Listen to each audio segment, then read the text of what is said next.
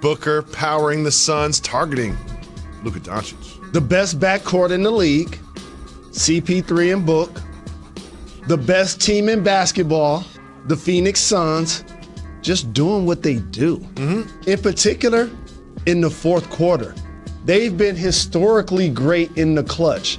And it's based on, in particular, that one man right there, the master of the mid-range, the guy that's aging like fine wine in a league where high flyers and players shooting with unlimited range and killer crossovers continue to reinvent himself as the starting point guard of the best team in basketball and nurturing young talent around him. You see Ayton with the dribble handoff. You see Bridges playing off the ball.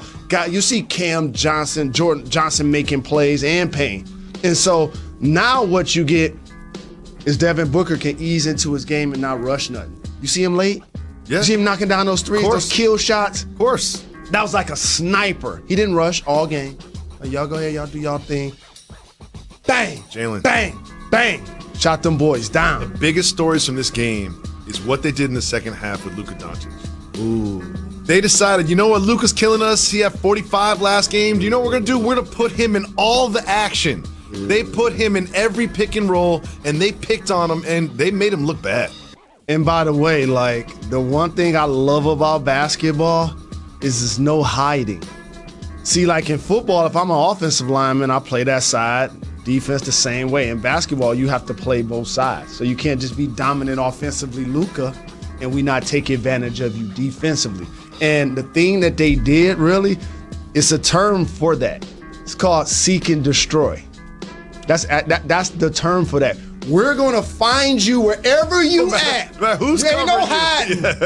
Ain't no hiding. You could be in the left corner. You could be in the right corner. It could be off a dead ball. It could be off a free throw. It could be off of anything. And why do you do that? Because you're trying to subliminally, mentally send a message to the other team that you're punching their bully. And so in return, how did Luka respond? He's still unstoppable. Oh, yeah, absolutely unstoppable. After the game, Jason Kidd basically said, like, we got Luka, Right. and Luka's great, but we need the other four guys to step up and help out. And I have to say this.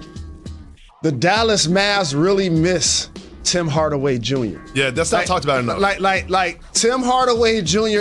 I know he didn't have a signature season. However, but his shot-making ability takes pressure off of Luka. And his fearlessness, like they need one more player like that. Dinwiddie's struggling. Jalen Brunson is struggling. And that's solely because of their D. They need that one more ball handler. They need that one more playmaker. Tim Hardaway Jr. would be a big difference maker in this series. I think people don't talk about that enough. I think that people didn't talk about how Memphis was missing Dylan Brooks for the entire Good point. regular season enough. But Mr. Rose, moving on. And look at that. I mean, look at what Luka Doncic is doing versus the rest of the starting five. He's unstoppable offensively. And look at what he's shooting from the floor. And they're keying on him. I love when I'm watching him play, I'm singing, let it flow, let yourself go, slow and low, that is the tempo. And then before you know it, he just raised up, especially going left. He loved that shot so much from three. Like he's now, to me, like, when you start talking about best players in the league and we're going to win because we got him, like, he's officially that guy. He's not that guy, but he's in the conversation. Giannis is that best player in the league guy. I know. I'm talking about that guy for the Mavs. Yes. He's that guy for the Mavs. They're going to they're going to win or lose because they have him. And that's a superstar player. Suns, as you started, the Suns' best team in basketball all season, looking like the best team in basketball in the postseason. However, they're not the only number one seed that played last night. Miami out here, like, we're a number one seed too, and without Joel Embiid, the Sixers just did not stand a chance. So let me take everybody back. So I just saw Chris Paul, and now I'm watching Miami. Let me give Miami their credit first.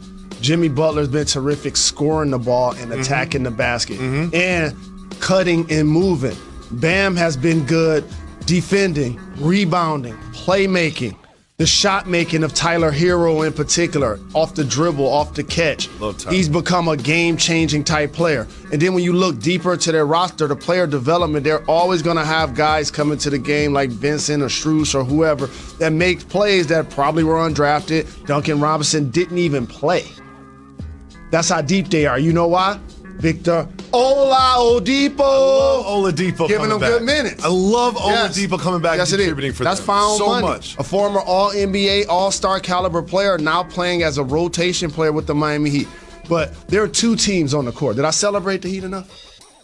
Well, I want to see Oladipo first. Okay. Let Oladipo get some buckets. Okay. There Let's show he my is. guy Vic. There he Okay. is. And he's a great singer, too. You know what I'm saying? He sure is. You know what? You sing a lot. You're not a great singer. No, I'm not. That's why I can recognize someone that is. You know what I mean? And it's great to see him overcome the injuries that he has and be a productive rotation player. And every game means something. So that's why I never use the term meaningless game. Because when Victor Oladipo scored 40 in the final game of the regular season, nobody's talking about it but me and you, right? Then it fly under the radar. Nobody's even talking about it. Me and you was like, that's going to be a game changer. That was intentional. That was intentional. Eric Spoelstra intentionally did that. Put him in position to gain his confidence so that he can see if I can actually use him in this rotation. The answer is yes, I can. Because that's a different player. Like the highlights that you're showing, those used to be dunks. Those used to be dunks. The Pacer days? Yeah, so it is a different player, and I appreciate that. But there were 2 teams on the court. And I want to sing the praises of Victor Oladipo. 2 teams on the court. Let me look at Philly for a second. Okay.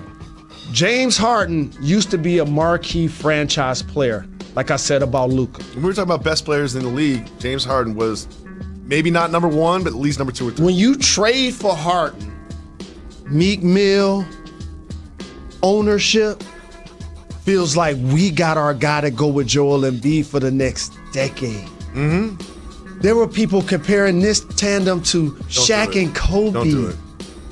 That was after they played the Knicks, though. Okay, now, let me tell you guys what happens when you're in this industry as a public figure for a long time. You have to reinvent yourself.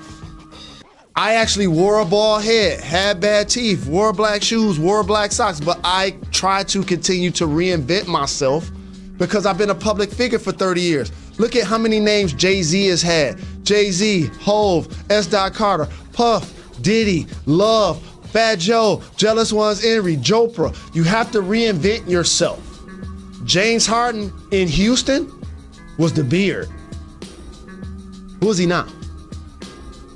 And because of that, I want to make sure I bring up Chris Paul's professionalism. Because remember when they played together in Houston? Well, Chris Paul didn't get his goals done with the Clippers, didn't get his goals done with Houston, and James Harden just moved on without him, and he went to OKC. So now that's the time to reinvent yourself as CP and be a vet. Because if he don't come professional, if he's not a leader, if he doesn't help lead them to the playoffs, he never gets the Phoenix opportunity. So now he's in Phoenix. I know he's looking in the rearview mirror at Harden like, nah, right? Professionally. But also, he's aging like a classic car. If you look at James Harden Carfax, he's performing like a used vehicle. It's different. LeBron's performance, Tom Brady's performance at their age. He's looking like a player that when he comes to your office and asks you for a 5-year max deal this offseason, not gonna be able to do it. You're gonna have to go sell to your owner while we're gonna be paying a player that Joel Embiid is out and is only taking 15 shots a game? Well, it's not just scoring 20 points and not just that looks fine in a box score. When you watch a game, like only Maxey could create offense for them on a possession to possession. Only 15 field goal attempts per game. Didn't Joel Embiid say Doc Rivers should talk to James Harden about being more aggressive? Yes. If he ain't gonna be aggressive without Embiid in the game, good point. He only taking 15 shots. You need him taking 25 shots. I don't care if it's 6 for 25. I don't care if it's 14 for 25. That's the aggression they're going to need from that player. And so now you ask me, so Jalen, why is he only taking 15? You ready for this? It's hard to get off a lot of shots in the NBA. See, people think when you see a gunner, it's like, oh, he just shooting all of the time. You need that. That's a well choreographed orchestra in ballet that allows one person to take 20 shots in a game. You gotta have people doing screens, you gotta have people rebounding, you gotta have somebody calling you to play, and so you have to be aggressive. when they see you ain't got it and you can't blow past people like you used to, Maxey like, I'm taking this thing. Yep. Tobias Harris like, I'm taking this thing. And James Harden is not the player that he used to be. You can look at his three-point shooting. You can look at not getting to the line, not getting the calls he used to get, and you can look at his low percentage shooting on points. You can look at his low percentage shots in the paint. That's just not what it used to be. Jalen, you brought up Doc Rivers. I have a problem with Doc Rivers. Not as a person. This DeAndre Jordan thing. He dug his heels in. Yeah, he really did. I think Doc Rivers is a good coach. I think that he was unfairly criticized in the last series.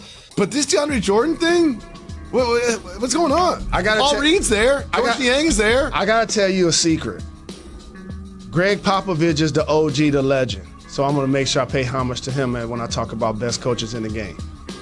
Other than Pop, Eric Spoelstra is the best coach in the NBA.